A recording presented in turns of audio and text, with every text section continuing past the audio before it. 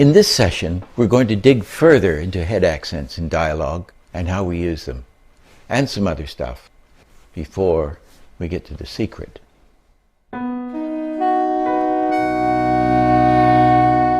Oh, I just wanted to say, yes, on this hitting accents, Milt Kahl gave 3 lectures at the Union in Hollywood about 15 years ago or something, just when he was quitting the industry. And he had a thing where Geraldine Page, the actress, was saying something to the little girl. The little girl, she's saying the little girl is ugly or something. Who would want a little girl like you or something? I don't know what the line is, but it was full of accents. And what Milt did was he ran this thing in the the pencil test. The woman says, well, and then she took the chair and, who? And she sat down on the chair, and then she picked up, who would want a little girl as ugly as you? Or something like that. And he hit boom, boom, boom over to the chiffonier. And I said, how did you do that? It's wonderful. And he said, thank God for an intelligent question. His answer was, she hit those words so hard, whatever they were, well, who would want an ugly little girl like you? She hit him so crisply and so hard. He said, I couldn't do it with the body. I thought I'm going to have to use I'll have her stool over here and I'll slam her down. He said, then I can get the stool go down and then the bum goes down and then I got all this stuff to work with. And that scene is one of the mind-blowing pieces of perfection, I think. It's because it's got everything going. It's absolutely wonderful. Everything we're talking about here is all working fully in that shot. So you hit those accents. That's the conclusion is, hit the accents hard, and hit them with the hands if you can, or hit them with a prop, or anything. I mean, I noticed was it the other day I was doing this and I was talking away and I suddenly went. Everybody went. Well, people do that. I've had enough of this shit. They did, don't they? They or I'm quitting. I'm quitting. 2 accents. 3 accents. One, I'm quitting. I'm quitting. It's not I'm quitting. That is meaningless, isn't it? Ken Harris said, you know that, is it Marvin the Martian has a mouth and some sort of a hat and big feet in one of those Bugs Bunny things? He's a black, and he had no mouth. I don't know how he talked. Anyway, something, I can't do it. I'm sure somebody can do that voice. The R-32 modulator. That's I'm it. going to blow up the Earth. That's it. But it's, Ken Harris said he learned more about dialogue doing Marvin the Martian than he ever did with Bugs Bunny or the Roadrunner. Well, the Coyote never spoke. But anything where he had dialogue, he learned more from this because he had to there was no mouth. So you had to get those head accents right? Or body accents.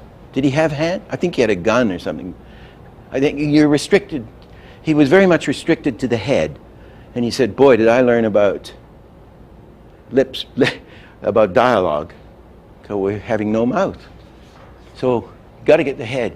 And Ken, being Warner Brothers, where it's mostly pantomime, that was, I would say, his weakest part, with enormous respect. He just didn't have long dialogue scenes, to work on. So you hit the head, you hit those hand accents. Now there's a very important thing coming up here. But so you just hit whatever you've got. I find for my taste, a lot of the Hollywood stuff, it's too much, Well, it becomes corny. Well, at last you've come home, or it's working too hard. So you can do an awful lot with, well, last you've come home. or last you've come home. You know, you can do an awful lot of much better acting with it. So the main thing is you've got to find the accents, and you've got to program your brain so that you don't even need to listen to the soundtrack anymore. You've listened to it so much, it's in your head. And you hit the whatever accent. Now they found a wonderful thing, either during Pinocchio or after. It's and the old guys didn't know it. Ken didn't know this one, and I don't think Art did. In fact, he didn't. And this was the Mills and Frank and Ollie and Lounsbury and everybody figured this one out. Let's put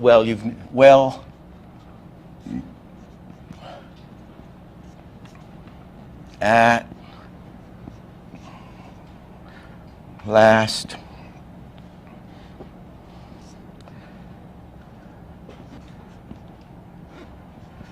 your home. Let's say we're going to hit at. No, let's do at last. At last, we'll hit here. This is our big accent.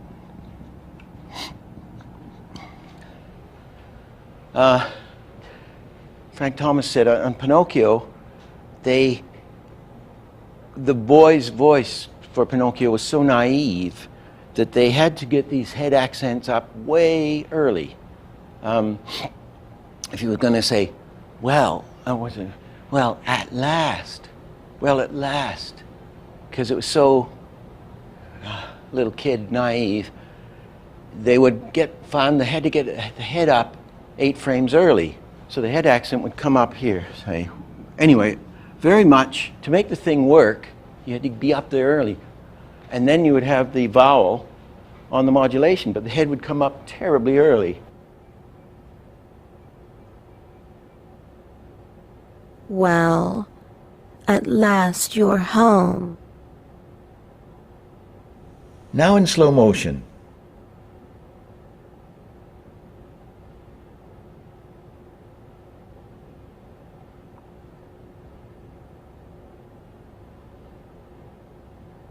The head is up 4 frames ahead of the vocal accent.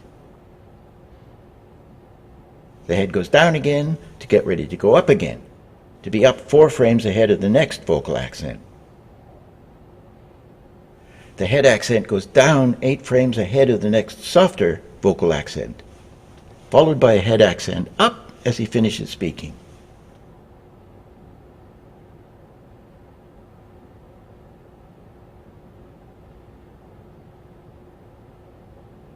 Well, at last you're home. And they found it with working with soundtracks with Bing Crosby, who had this soft voice, you know, everything is woofy, that they had to get any accent out of it, they'd have to get up early. And this led to this discovery that you should have the head accent or accents 3 to 4 frames early. So you're going to hit that accent there. Say we're on 2s, so just kind of 1, 3, 5, 7, 9, 11, 13, 15, 17, 19, 21, 23, 25, etc. They got a hit on that frame.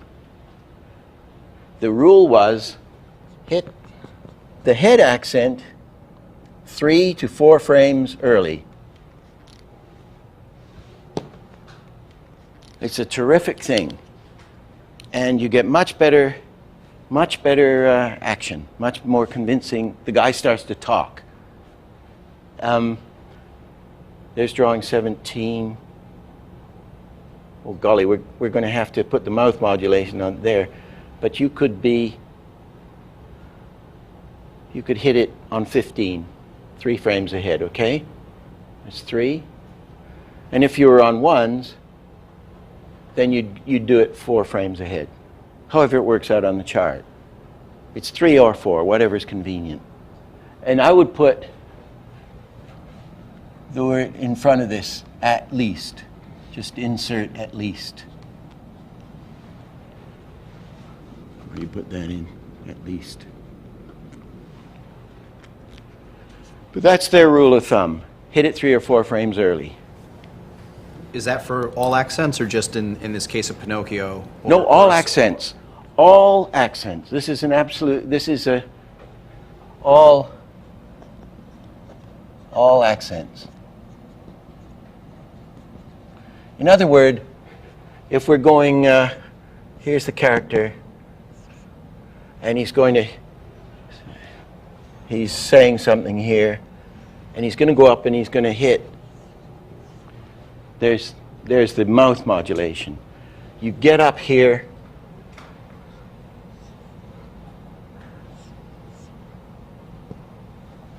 You might, yeah, you get up close. Let's get up. Let's go even further.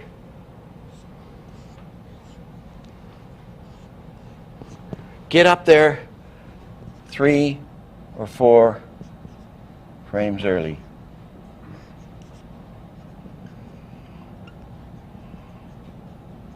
And then mouth action on the modulation.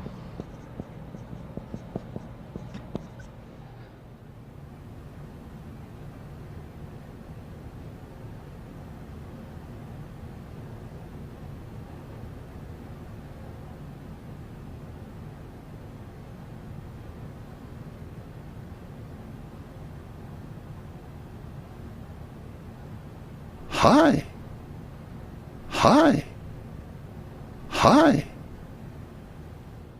So it's like the extra drawing in a way. You're getting an overlap or extra bang for the buck by doing it. It's up there, and of course it reads it. It reads Hi. earlier. Makes it read better. Now you're saying 3 to 4 accents on like even, or 3 to 4 frames early on even like a really hard accent? Would you like Yeah. crank? Get the head up there 3 or 4 frames early on any accent. So So you whether bring- it's up a lot or up a little. So you bring it up to bring it down on that? No, well, you may cushion down after, he's talking away. But if you're hitting something strong, you get up there 3 frame or 4 frames early. I just was wondering if that was one of the rules that you thought maybe was No, an this is a exception, wonderful or- rule. This Uh-huh. works. It just works. Okay. This works. I don't know. There may be exceptions. I don't know of any. It's a terrific later development after the Golden Age.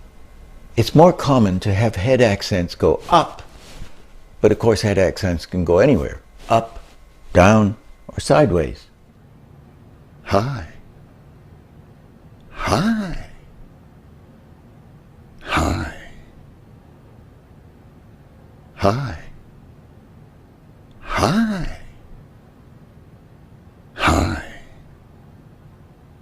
Here are 4 head accents going down.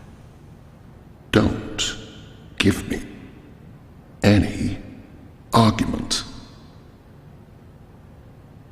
Don't give me any argument. When you have a beat, say this is 1 and this is 13. Say it's a 12 frame beat, right? March time. This is 1, 13. The animator, and you'd have, golly, how many frames are there? 1, say this is even timing. The rule for among animators is if you're doing a dance, the person hits the beat. Say I'm doing a preparation for a dance, and it's in March time, right, like that. That's on 10s, isn't it? Da-dum. It's faster. Anyway, say it's dum dee dum dee dum. That's March time. You would hit hit the contact 2 frames ahead of the beat. That's the sort of rule that animators have for a dance, right? Get the foot down 2 frames before the actual musical beat, before the drum goes boom. Okay, but there's a better one. Which Mo came from the cutting room and was trained with a wonderful editor in England.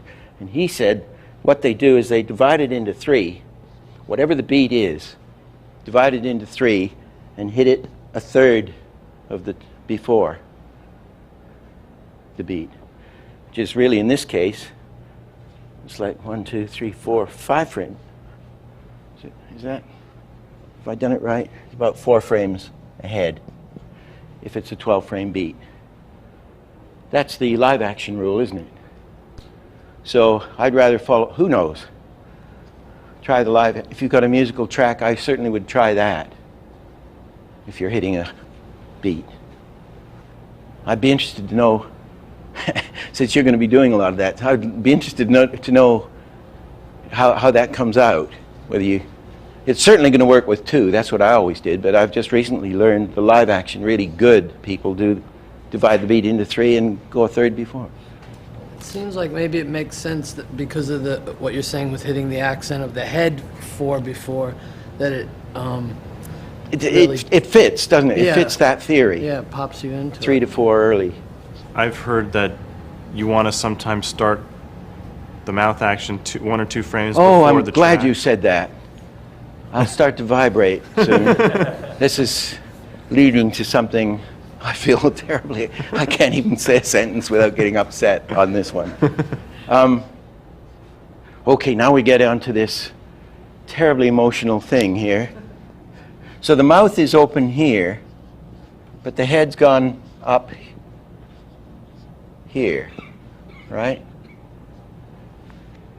And because of this sort of rule, that later, when you've done your animation, you might want to advance the picture 1 frame, or 2 frames, or 3 frames.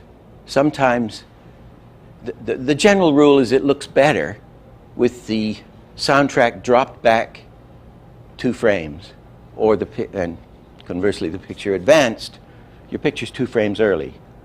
But the thing is, what you do is you animate level sync.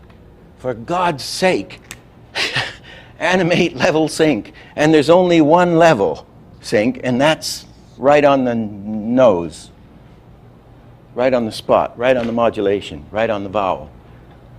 Do your animation that way, please. Because then, that's set. You know, that's your foundation. You then go into the editing room, and you decide whether it's advanced 1 frame, 2, 3. I found there is no rule. I mean, Chuck Jones will tell you it's because of the sound in the theater and the physics waves of the distance going back, and the sound travels at this speed, and it's nonsense, because why does it work in a closed space? See, why does it? Nobody knows why it's better advanced. It just is better. Frank Thomas did a very nice thing always with his stuff. He would draw the mouth shapes on the exposure sheet.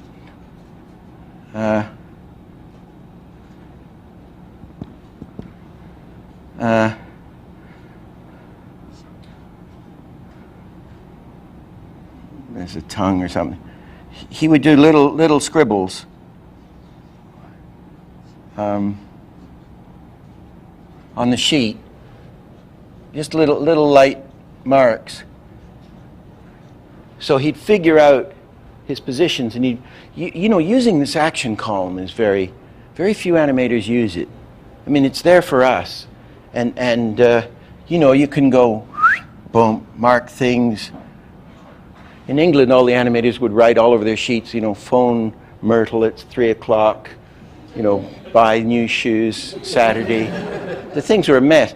But you should use this, the camera instructions, usually pretty clear, and but use that action column as much as you can, because you can see the pattern of things that you're doing on it. You can see if it's very boring, you know, if it's monotonous. You can see rhythms. You start to see visual rhythms in it or something. So Frank would then, if he's animating a bear or something sideways, he would do everything on the front, so that he knew he's doing drawing 9, and it's an open mouth. He wouldn't have to think about it. He'd concentrate on getting the mouth attractive, or his whole thing was to be as appealing and empathetic as possible with his work. He'd snuggle up to you in the screen, kind of, and so he had to work at his drawing. He really worked at it, and so he'd do this. It's a clever way to do it, isn't it? You figure it all out first, the technology. You got your numbers, and then he's going to work on his drawings and getting those. That's where the energy's going to go, having done the planning. That's a good way to do it. I mean, there's very funny bits of lip sync, isn't it? Like The Simpsons, very, very funny, this animated thing of the mouth is like this, and then you close the mouth, and there's teeth everywhere, and then you go out to an ooh, like that. And the teeth pop on and off. And it's a cartoony gag. I mean, it's like Matt Groening's Life is Hell drawings. They're hilariously funny. And obviously, I love The Simpsons. They're doing it to be funny. But for our purposes, generally, the skull's like this, and the teeth are anchored into the skull, and the jaw works on a hinge kind of thing, like that. And so it's a good thing to remember the teeth. I mean, if I'm doing a realistic or convincing character, anchored, what am I trying to write? Anchored. Top teeth, anchored to skull. So we're not going to pop these off and on unless we're trying to be funny about it. The thing about people's mouth positions,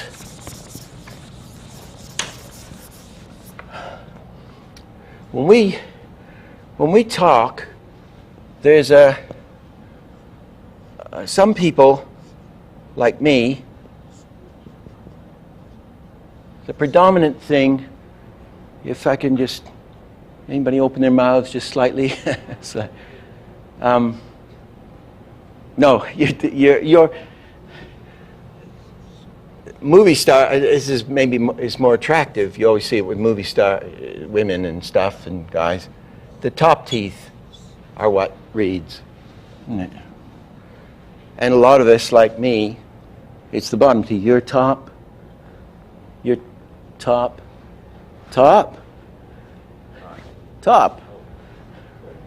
A lot of top teeth here.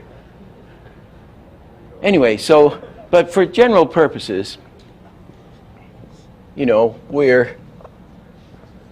top teeth or bottom teeth. And so when we're animating a character, we want to look at the top teeth and the bottom teeth. This thing about using a mirror, that animators use a mirror, well, we're animating ourselves half the time anyway, and we want to get away from that and into the character we're supposed to be animating.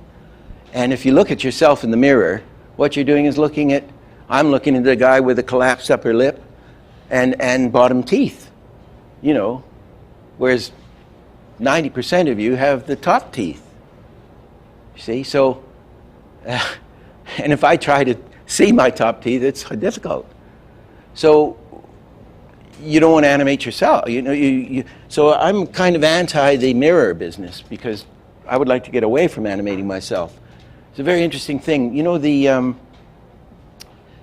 I did the animation of the baby most of the way through the picture of the rabbit, and when he's throwing his fit outside the refrigerator, said, "Why'd you do that goddamn thing?" You know, and he's pumping his arms in the air and yelling at the rabbit, and then he stamps off and gooses the woman and see my tray or whatever it is. As I was doing it, I thought, this is very interesting. I've seen, you know, I'm right in the middle of animating it. And I said, but I've seen this guy somewhere recently. I've seen somebody doing this. It's very familiar and very recently familiar. And I'm going through it, and I suddenly realized it was I got double taxed by the English government, or as they were trying to double tax me. It was me freaking out in the kitchen that morning. And it was exactly what I do. You know, Jesus Christ. It was all the actions. They were mine. I was just animating me as a shrunken Elmer Fudd baby. You know. So we're projecting everything through ourselves, but these great actors can take any, you know, they turn into any, you never know who they are half the time. So as we want to get our range into the characters, for God, we want to get away from ourselves, isn't it? We're using ourselves as the conduit to do something else. If we're skinny, we're trying to draw a fat man. If we're fat, we're trying to draw a skinny man. We don't want to look at ourselves in the damn mirror. So we don't, you know, our creatures are either this, predominantly this, or this, or this. It's very rare that you get somebody that has both top teeth and bottom teeth working. And the most wonderful voice I ever worked with was Vincent Price, who's absolutely fabulous too. He's got, half the time he's talk, keep away from Marie Antoinette. And he said, and I just think, oh, stop acting, Richard. We know you love to act. And then he just starts talking with the whole lot. So you have bottom teeth featured, top teeth featured, and then he goes into both sets. It's absolutely marvelous. And then he had, as he got older, he had these big jowls as well. And the face was amazing to work with.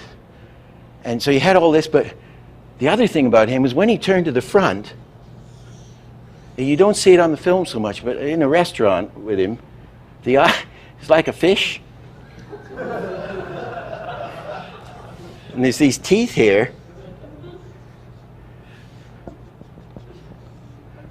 And then the throat.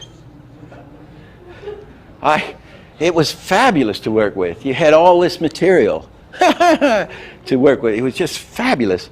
And of course, terribly clear words and articulation. And I said to him in the restaurant, because his face was very, very odd, which is maybe why I was in the horror films. The face was very wide from the side, and then he flipped to the front, and it would go like this. And I said, my God, your face is like a fish. You know, it's so... He wasn't very pleased, but he was very funny about himself. I might just tell a Vincent Price story. When I went to meet him at the hotel to give him the script for the recording, and I went to the door, and very nervously, and the door opens, and he's like way taller than I expected. The head's way up here, and it was all legs. His legs were sort of up at my head. So he was like a marionette where you have the string up the back. It was all legs going up like this, and he looks down at me, and he says, "Hello, Richard. Come in. I'm a friendly monster." So, and then I sort of, which way do I go? I was standing there, and I was going to go this way into the sort of living part room, and but this doorway's open, and this is what I see in the doorway.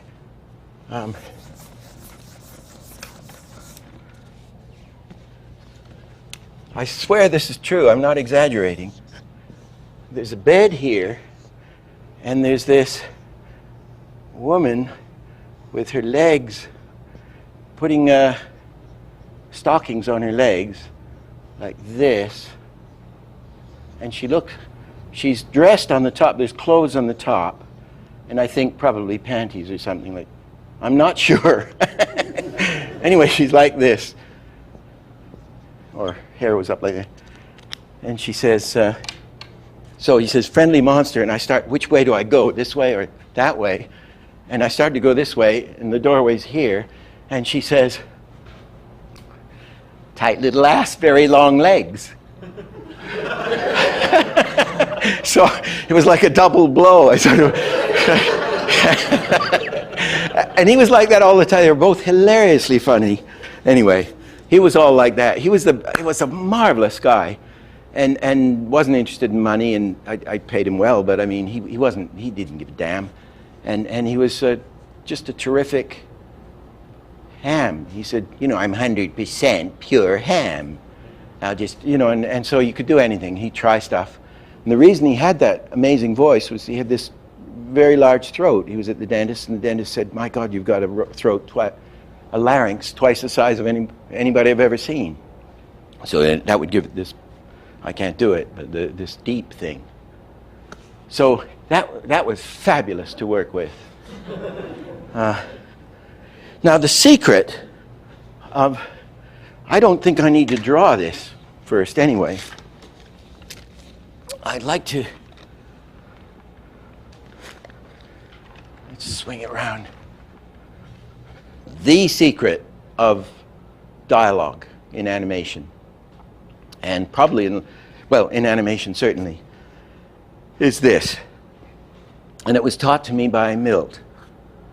He said, I had done a lot of study of his tiger in the Jungle Book of the mouth action. And I went to his house, and this is again when this is before we went down to the Mexican restaurant. And it's up with all the old showbiz people. And I was talking to him, I said, gee, God, I saw this mouth action, you know, this tremendous command that you have of the dialogue. And he's saying, oh, yeah. And I said, is there any real secret? He says, I'll say there is. You want to learn you want a lesson? You want the lesson, Dick? I'll give you the lesson. Here's the lesson. He said, you know that guy Jim Henson with that little frog? What is it? This is when Henson was alive. This is 25 years ago or something. And the Muppets were a big hit. And he said, with that Kermit the Frog, that little thing, he said, he's a genius because he understands what no puppeteers did before. If you see Kukla, Fran, and Ollie, who used to be on the television in the 40s, 50s, rubbish. He says, and it's all like, what's that stuff they have in England where one hits the other? Punch and Judy. And they all go, and it never works. And he said, and they just stand there and they go, blah, blah, blah, blah, blah. And it doesn't function. And he says, here's Jim Henson. He hasn't got a third of the materials to work with that we have, with these goddamn lazy animators we've got, you know. He says, and he's doing a better job of lip action in his rough way than we are. Now why? He said, I learned the secret when I was doing Song of the South. And I had the fox is going to skin the rabbit alive, or he's threatening the rabbit. And he says, he does this. He says, I didn't move the mouth. It's let me draw it here. He says, I've got this fox, and he's here, and the mouth is, the teeth are like that, and he's got the rabbit sort of on the end of a pole. I think he's got him tied up or something, and he's got his, I don't know how his hands are, he's pushing the rabbit, maybe he's pushing into a fire or what. He said, what I did was this. I'm gonna skin you alive. He said, I hardly moved the upper lip, it's just teeth. I'm gonna skin you alive. So he said, it's obviously not in the lip action, because I'm gonna skin you alive. He said, the secret, Dick, is progress the action. Go somewhere. He said, that's what this genius Henson is doing. You watch that little frog, or any of the others that he's working when he's doing it. He said, he is going somewhere. He's either going back, sideways, He's down, up, imploding, explode, whatever it is, he's going somewhere.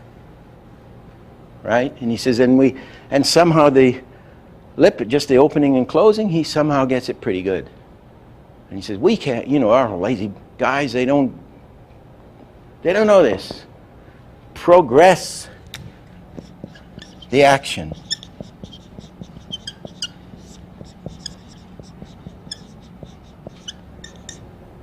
Hello. Hello. Hello. Hello. Hello. Hello. There was this old witch, I forget what she looked like, she was saying,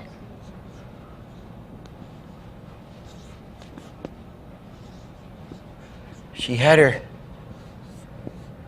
hands something like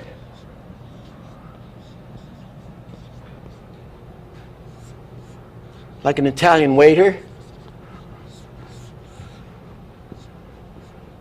Forget, whatever it is. And she was saying, I'm going to give you the magic elixir. Something like that. It was a sort of Indian voice. I'm going to give you the magic elixir. And I had rather nice animation on the hands. I'm going to give you the elixir. It was pretty good. And Art Babbitt came in, and I showed it to him. And he said, yeah, it's nice. He says, but Dick, you're twinning the hands. I said, twinning the hands? He said, yeah, they're going at the same time. He said, I hate twinning. Why don't you take the same drawings, just one of the hands, and delay it 4 frames. Four frames. Delay. And I said, what do you mean, reanimate it? He said, no, the same action. Just print it and stick it and paste it on the drawings. So that you're going to get this. So I did, and boy, it was a lot better. I'm going to give you the elixir. So it's already much more interesting. And then Ken Harris said, when he saw it, he said, well, that's okay, that's good, but he said, why don't you progress it? And I said, whoops, that's what Milt told me was the secret. He said, oh yeah, well, I always try to progress it. And I said, well, did you know, Milt says it's nobody does. And he says, well, they were similar, Ken and Milt, in a way. Anyway, I then took all the drawings, Xeroxed the new setup, and I progressed the drawings across the page. Leaned forward. So suddenly you got, I'm going to give you the elixir. You see? Same animation, but progressed. I'm going to give you the elixir. I'm going to give you the elixir. It's immediately transformed. So the whole thing, again, the lip action is the least important thing, isn't it? Progress it. And that was a smooth, I'm going to skin you alive, or I'm going to give you the elixir, is a slow progression. But you can have all kinds of progressions. Just progress it somewhere, and you're in business. There's just apropos of symmetry, most guys don't like, this Hollywood thing of hi there. It's kind of terrible to see things happening just like that all the time, and people get a prejudice against symmetry. And when you do I often go to a life drawing class, and there's a woman standing there just waiting for the class, she's standing there nude, waiting for the first pose, and she's standing there in perfect symmetry, just waiting like this, and it looks absolutely beautiful. And somebody says, well, what'll the first pose be? And then somebody will say, well, it's a bit symmetrical. And the woman will say, oh, is it? Oh, well, I was just standing here. And you said, can you lift up one arm? Okay, she lifts up one arm and said, well, that doesn't look too good. Can you turn the head? So, well, that doesn't look too, maybe if you move the foot. And of course, all this is dead. what she was doing was standing in a natural symmetrical pose, which is beautiful, right? So they've screwed it up right away. Because of this insane, somebody must have written a book somewhere in 1900 or 1899 saying symmetry is bad. It's rubbish. Symmetry is, and for acting, we use symmetry when, look at me, I'm starting to lay down the law here. Whenever I'm going authoritative on you, you'll notice that I'm twinning. You know, I've got a problem with authority, and I don't want to be one. But when I'm trying to sock a point at you, I will do this. You never do this. Always do this. If you see a preacher, any of these guys on Southern Baptists or whatever they are, the TV, when they're talking about, I saw a guy giving a sermon, and it was, you will rise to heaven, and you will, if you do not do this, you will go down, down, down, down, down, and you, then they break it, and you will go up, and you will go down, you know, and all will be seen to be the truth, or whatever it is. We turn the pages of the great book, and there's the record of your life before you. Bad, bad, bad, bad, good, good, good, good. And then we close the book, and down you go, or up you go. So symmetry can be used terribly, I'm doing it, terribly powerfully, right? You must not be afraid to use symmetry, especially it's for authority. Somebody in the break asked me, which is a very good question about lip action. What do you do when somebody's talking very, very, very fast? You know, like, I can't do it.